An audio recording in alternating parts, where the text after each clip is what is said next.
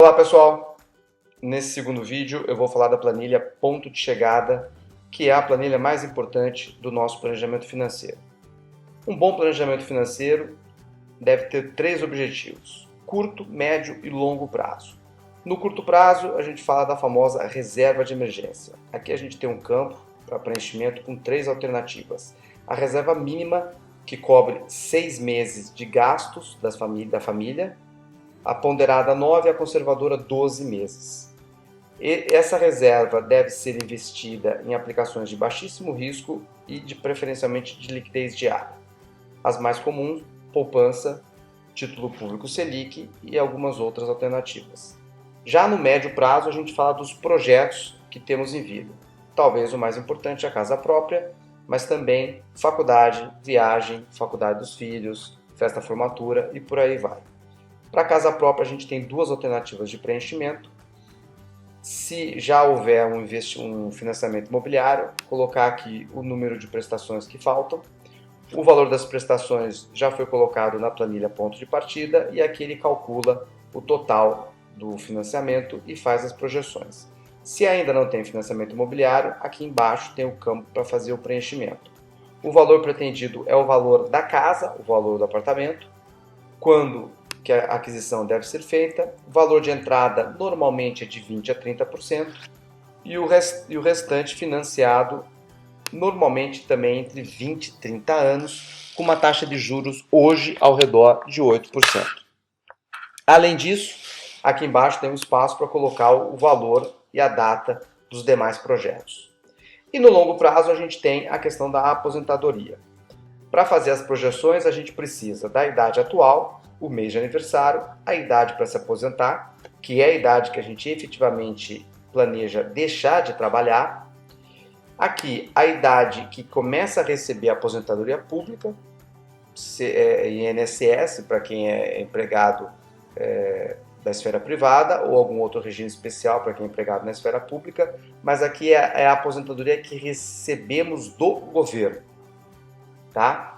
E normalmente acontece essa situação: a pessoa se aposenta, começa a receber a aposentadoria, mas se mantém no mercado de trabalho por mais alguns anos, para completar o patrimônio para o resto da aposentadoria. Tá? É exatamente o que acontece nesse exemplo: a pessoa começa a partir de 65 a receber a aposentadoria, mas vai trabalhar até os 70. Aqui, se tiver algum valor de aposentadoria privada, que foi feito ao longo da vida, e aqui a informação de despesas pretendidas quando deixar de trabalhar.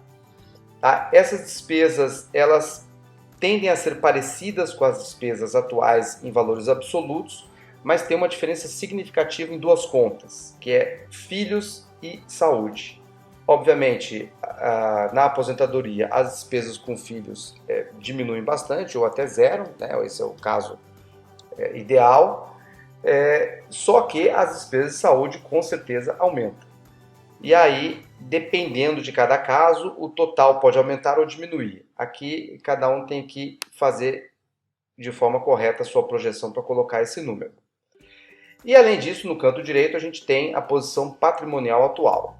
Aqui em cima a gente coloca as dívidas, na última coluna a dívida com carro e as informações básicas da dívida para a planilha fazer a projeção.